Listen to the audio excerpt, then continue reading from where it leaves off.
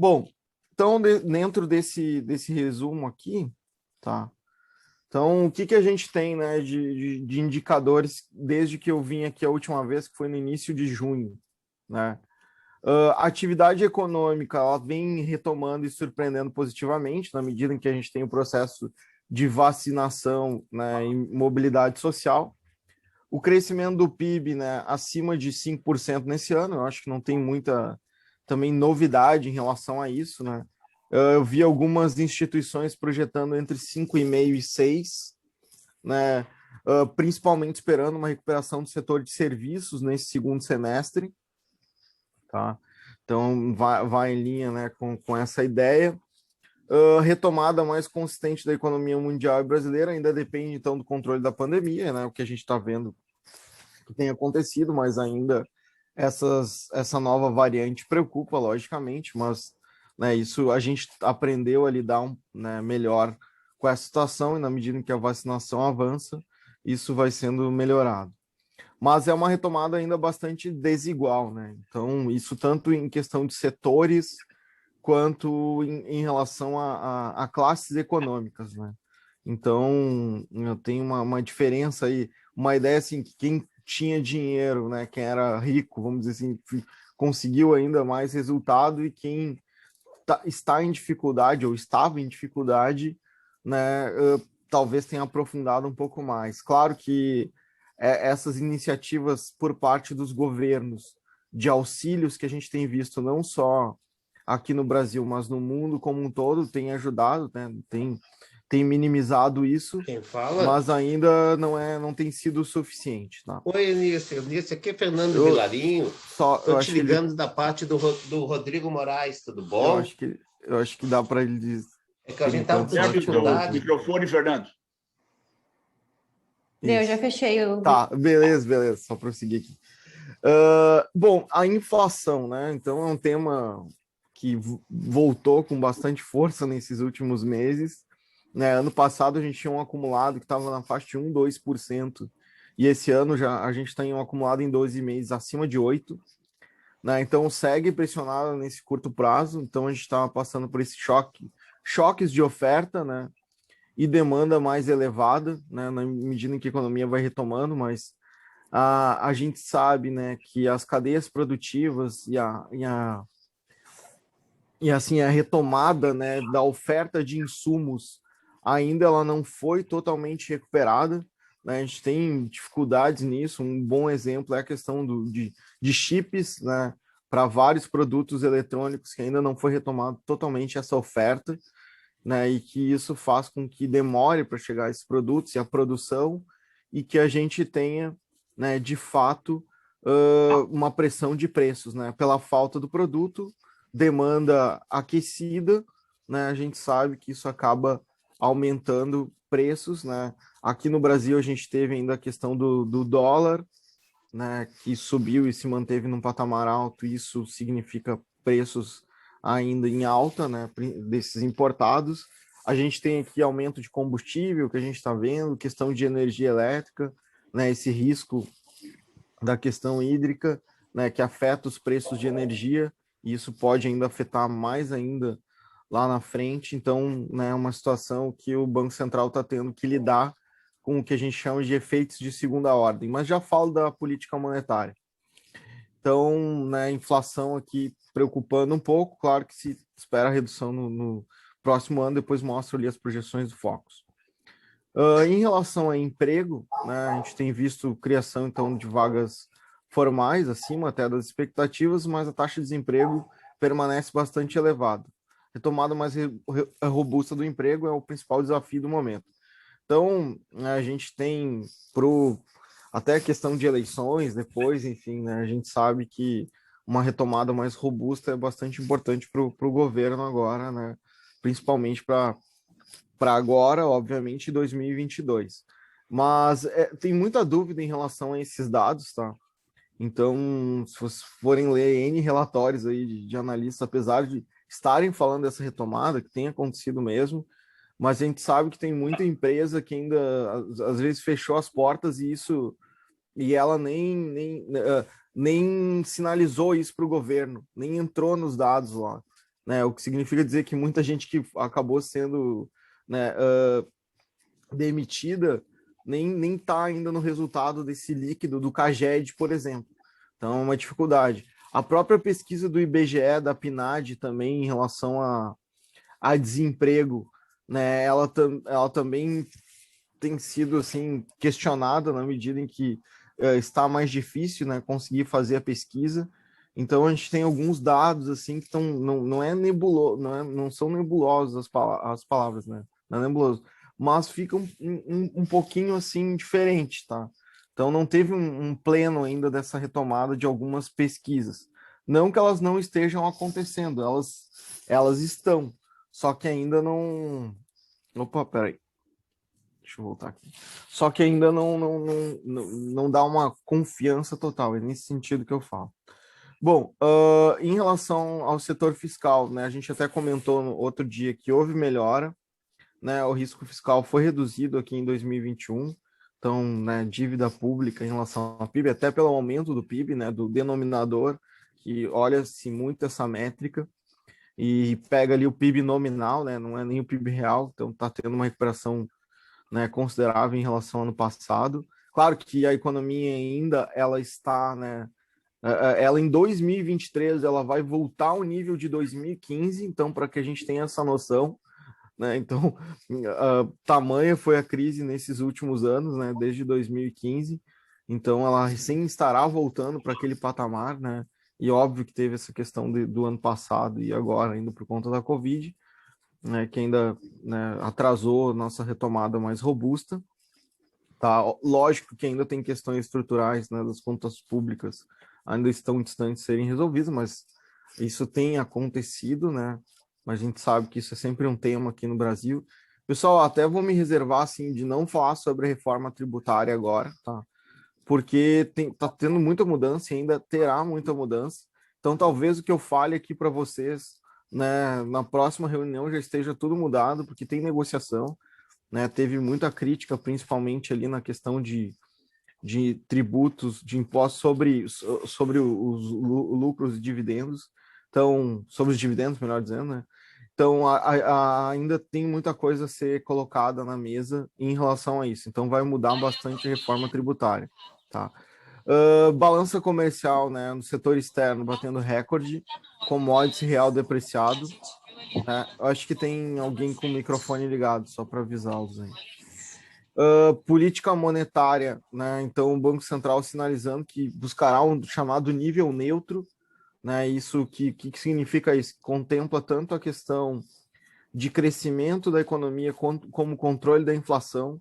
Claro que não é a melhor notícia, né, para o setor empresarial, mas, né, é uma notícia que é importante para controlar os preços como um todo, né, porque a gente sabe que a inflação ela tira a renda, né, principalmente de quem tem menos recursos ou tem menos possibilidade de colocar esse dinheiro no mercado financeiro para conseguir reduzir esse impacto da inflação, né? E muitas vezes não tem essa poupança.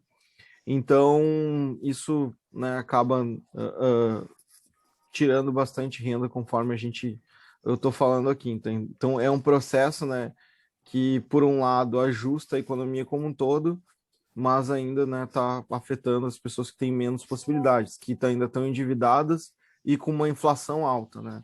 Então, isso é um ponto importante da gente ir acompanhando.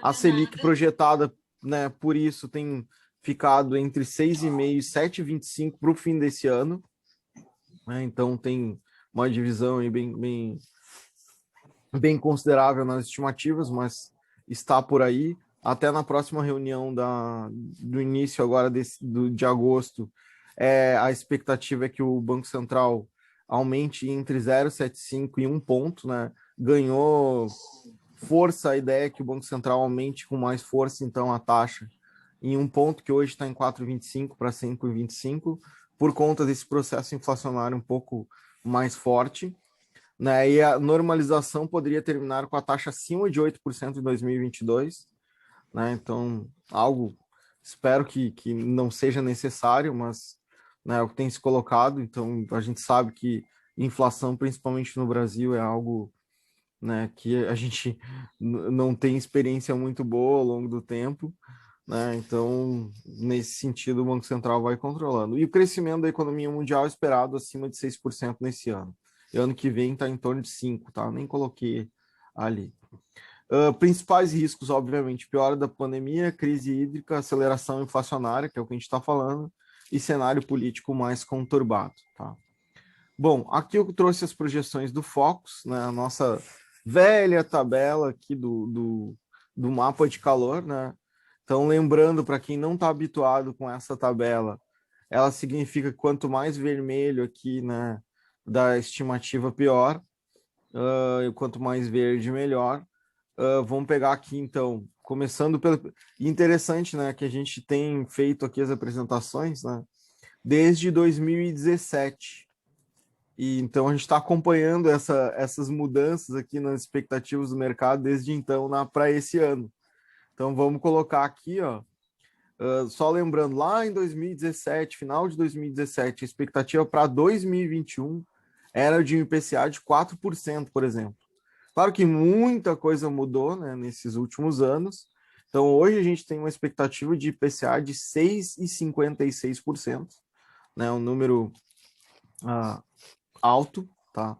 Hoje a inflação acumulada está acima de 8, tá?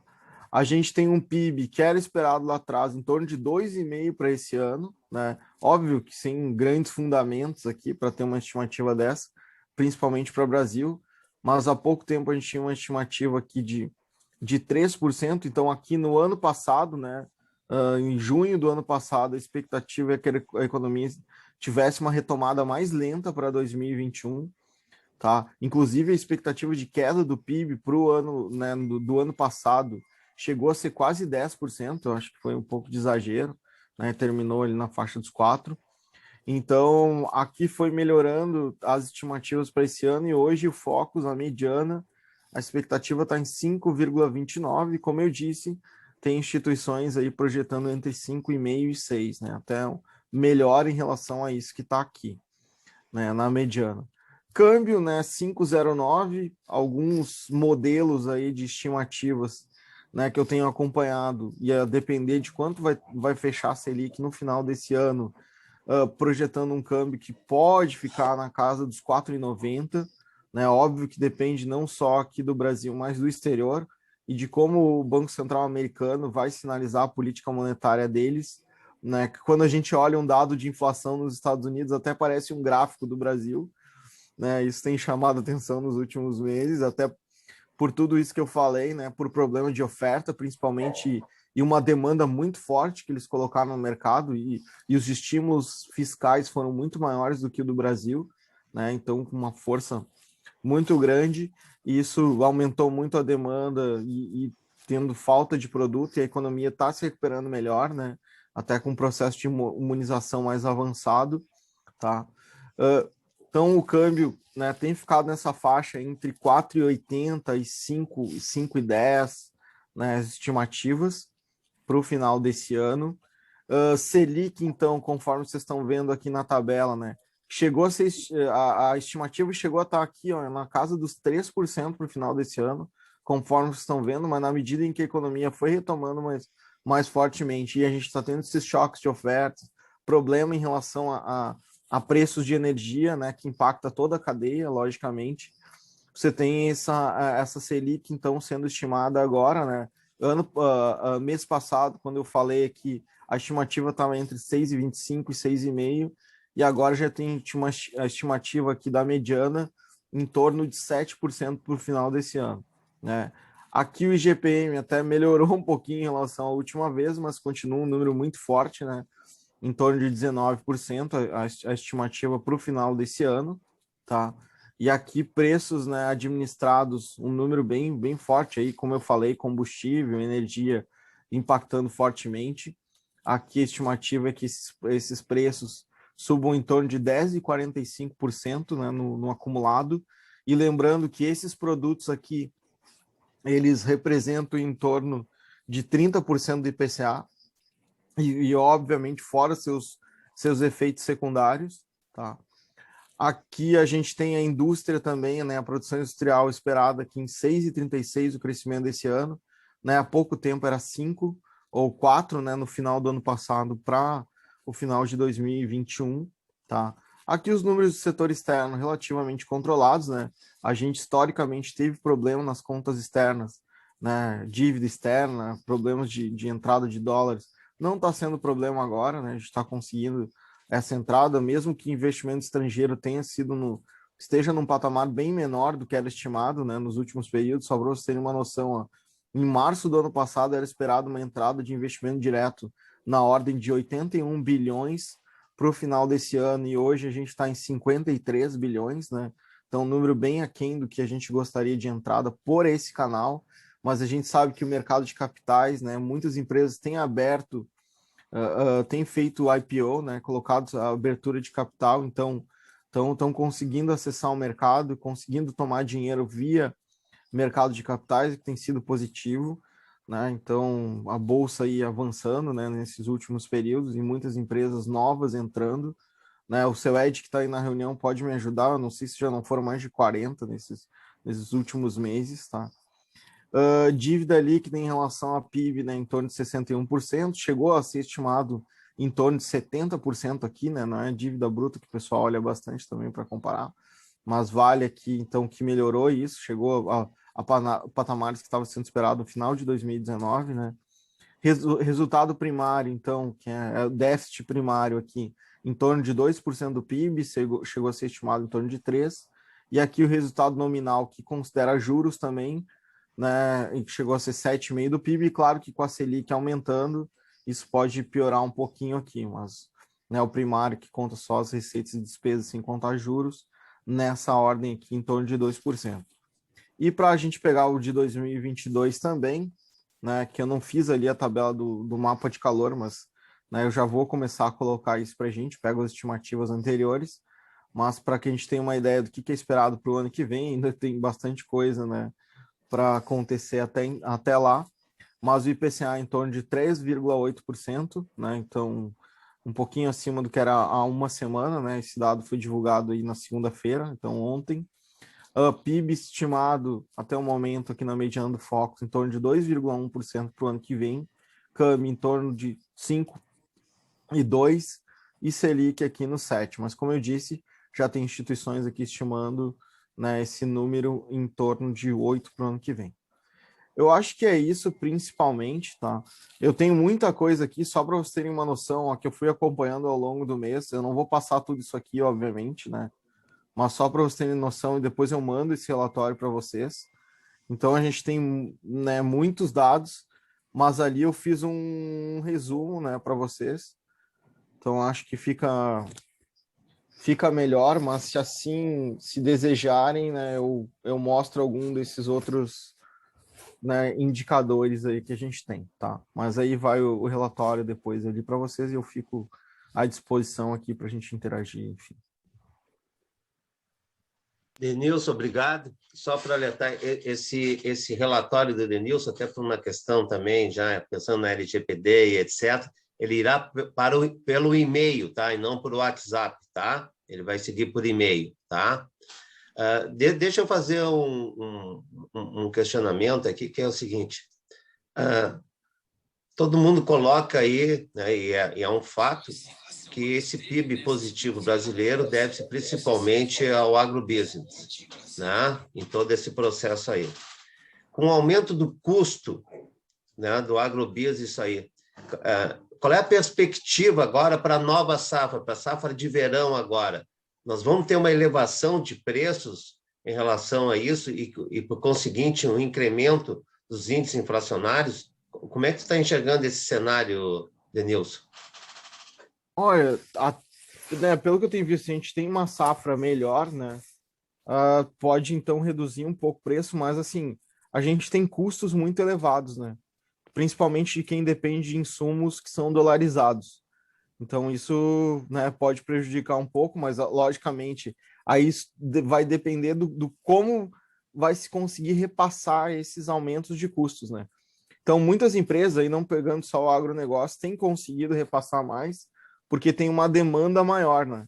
Então, teve uma restrição maior de oferta, então acaba conseguindo repassar um pouco mais, tá? Então, por isso que o Banco Central ele tem procurado equilibrar um pouco mais a taxa de juros, né, para que esses efeitos como um todo sejam mais controlados, e não só no agro, né, mas em todo o setorial. Óbvio que agro é mais difícil, né, então depende também de questões de tempo, né, mas assim, de certa maneira, né, a gente está vendo uma recomposição, então, de oferta, né, que a gente também teve esses problemas, não necessariamente o agro como um todo, mas que foi um setor que continuou, obviamente, né, que são bens essenciais.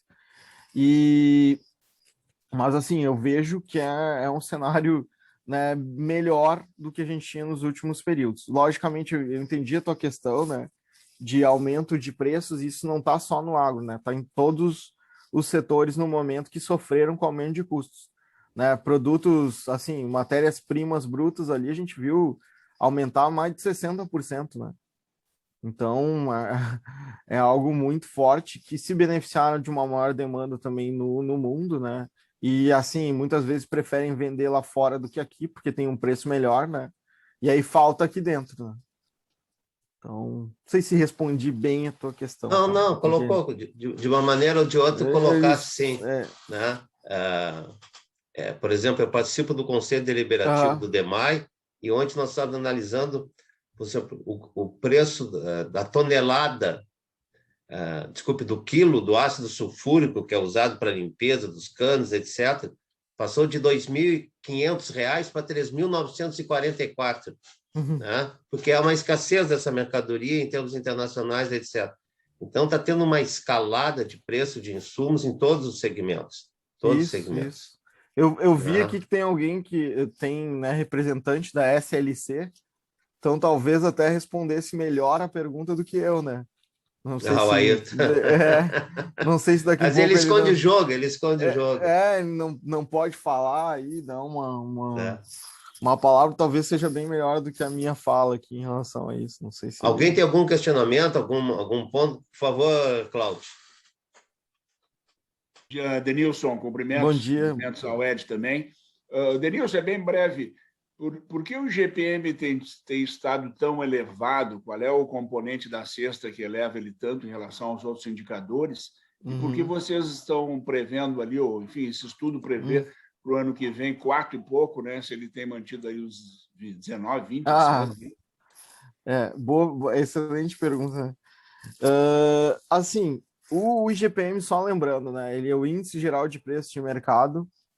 Ele é 60%, ele é composto pelo índice de preço. Antes era chamado ao atacado, agora é ao produtor, né? Amplo. Então, ao produtor, né? E assim, então, 60% dele é esse indicador de início da cadeia produtiva, 30% ele é um IPC similar ao IPCA, né? Só lembrando, o índice de preço ao consumidor amplo do IBGE, o IGPM é calculado pela FGV, né? E o IPCA ele vai de 1 a 40 salários mínimos, né? A cesta de consumo ali que é pesquisado o aumento de preços, e o IPC dentro do IGPM é de 1 a 33 salários mínimos, tá? Então, só recordando, ele é 60% IPA, 30% IPC e 10% INCC, que é relacionado ao custo da construção, tá? Então, por que o IGPM é tão mais elevado? Por causa que ele pega o início da cadeia produtiva. Então, ainda não foi repassado para o consumidor totalmente o custo que está sendo calculado no IGPM. E por isso ele é muito mais volátil, né?